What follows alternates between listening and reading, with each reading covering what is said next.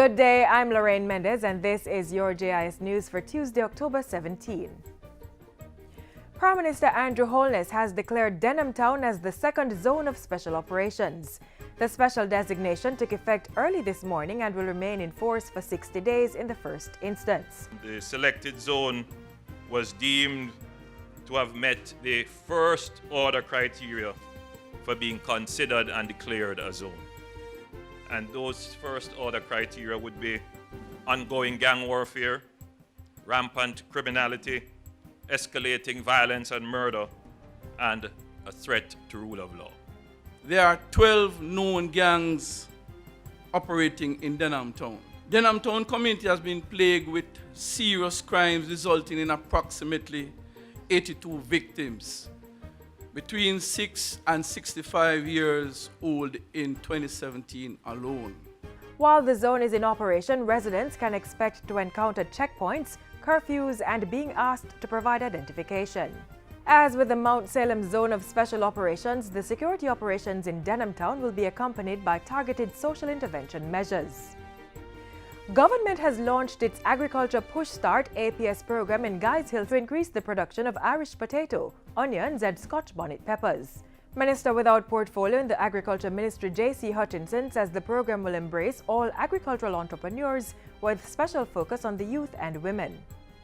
The aim of the program is to engage anyone who wants to pursue agriculture as a business, to give them a push start, and in so doing, in this way, we are creating employment, thereby facilitating persons transitioning from poverty to prosperity.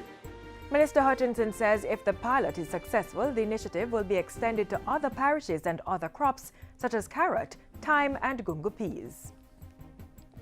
Meanwhile, more than 60 St. Thomas farmers who suffered losses during flood rains earlier this year are getting assistance to resume production. The farmers were given a total of $2.5 million in vouchers for seeds, fertilizers, chemicals, and plant nutrition products. Minister Hutchinson lauded St. Jago Farm and Hardware Supplies for the timely donation, which is being made as farmers are preparing to replant. This salute to farmers today is a testament to the gracious efforts of St. Jago Farm Supplies of giving back to our farmers and helping them when they most need it.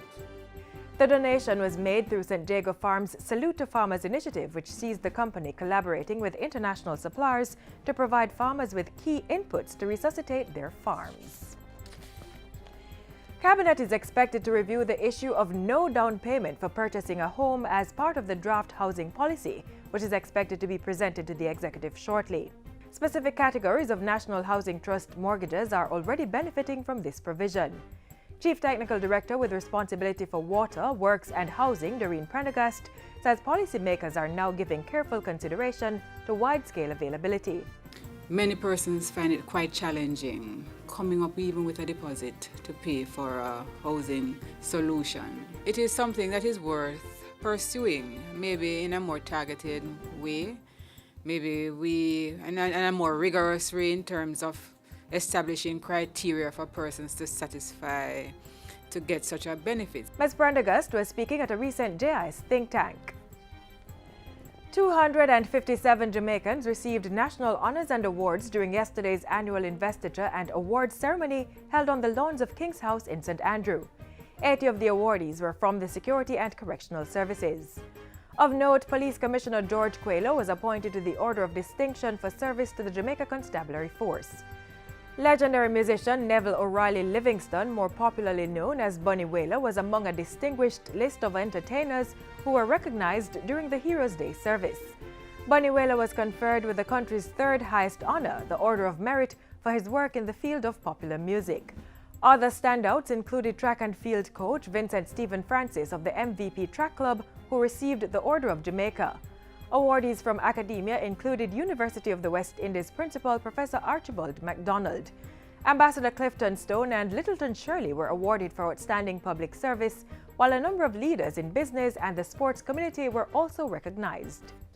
And finally, Prime Minister Andrew Holness is calling for a concerted national effort to promote the country's heritage, particularly among the youth. He made the call during his message to mark National Heroes Day.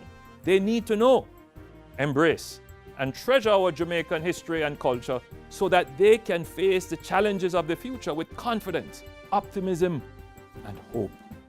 We have a great heritage to promote and a great legacy to protect. We cannot afford to treat it lightly, knowing we have had significant global influence on every field, including music, culture, sports, medicine, and of course, our contribution to world history through our national heroes. Similar sentiments were shared by the Leader of the Opposition, Dr. Peter Phillips, during his Heroes Day message. We need to bear in mind that with each passing year, fewer and fewer Jamaicans have any living memory of any of our heroes. It is therefore of the utmost importance that we utilize the media, the classroom, and our creative artists to inform and educate our children of the great heritage and the great legacy that we have inherited. And that's it for JIS News Today. I'm Lorraine Mendez. Thanks for watching.